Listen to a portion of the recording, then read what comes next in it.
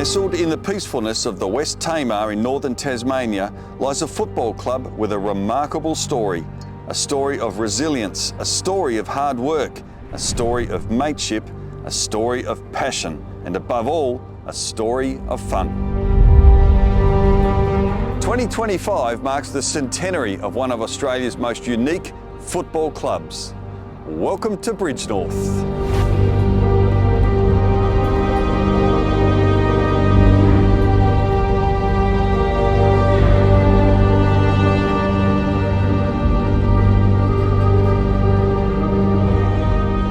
The Mighty Parrots were officially formed in 1925 after the Scolyer family took up orcharding in the district and whose 4 sons, all with football experience, set out to start a club in the remote region.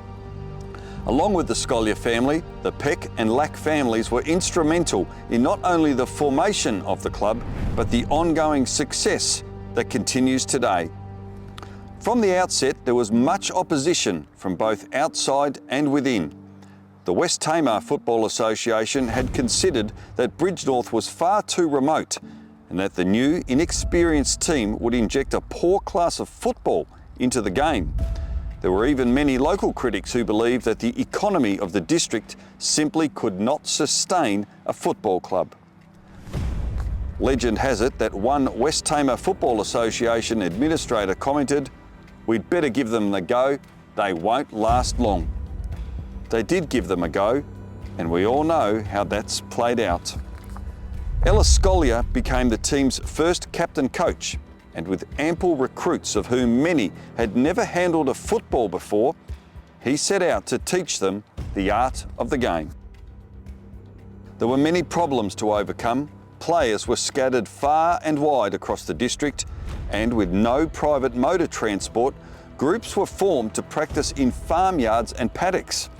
They first played football in a paddock down Long Plains Road, where the players had to pull ferns from the ground at the beginning of the season. 2 Model T Ford trucks were used to transport players and supporters to playing fields outside the district.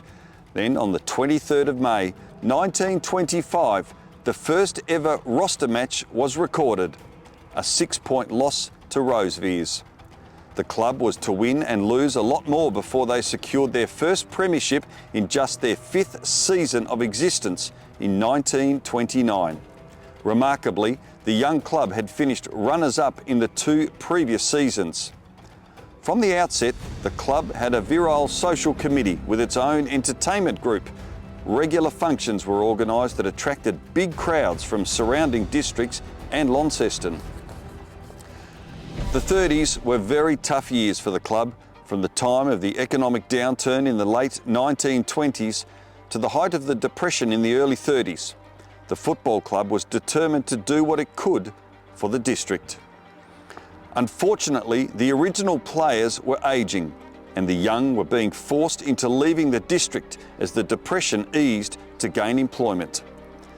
After finishing runner-up in 1934, the club went into recess for season 1935. The West Tamar Football Association resumed competition in 1946 following the end of World War II, and Bridgenorth again defied external expectations by coming out of recess. With a second generation of footballers, the club made a successful comeback by playing off in a remarkable 15 of the 22 premiership deciders between 1946 and 1967, winning 9 flags in that time, including a West Tamar Association post-war record of 4 consecutive flags between 1949 and 1952. In 1955, the club moved from its old ground just down the road from here to where we stand today at Parrot Park. The Parrots won their 10th and final senior WTFA premiership in 1967, but didn't reach another grand final again until 1982, at this stage competing in the Tamar Football Association, which had been formed through the merger of the East and West Tamar Associations in 1970. The 1982 premiership was won by Georgetown, who triumphed by the narrowest margin possible, scoring 12 goals 577 to an inaccurate Bridgenorth's 11-10-76.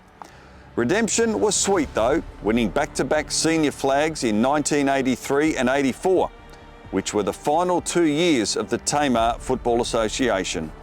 The reserves were runners-up in 1983, but also won the final TFA Reserves flag the following year.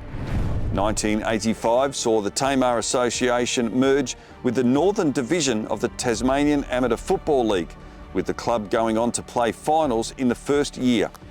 The Northern TAFL division resurrected the NTFA banner in 1996, with the Parrots winning the first senior premiership that year, with the club's reserves grade finishing runners-up.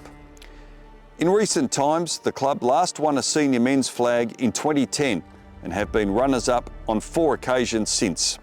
The reserves won an incredible 5 consecutive flags between 2010 and 2014, with their streak coming to an end in the 2015 Grand Final. The under-18s were formed in 1993 and have played off in 5 Grand Finals over that time, winning their first premiership in 2019. This section at a time, we said it at the start. What we say, brick by brick. We're going to build a house, boys. Bring that flag back for the Parrots, eh?